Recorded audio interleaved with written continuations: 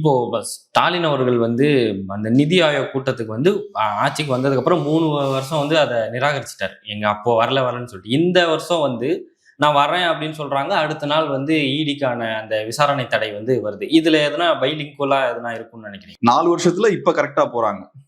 கரெக்டா அங்க ரெய்ட்ஸ் நடக்கும்போது போறாங்கன்றது ஒண்ணு.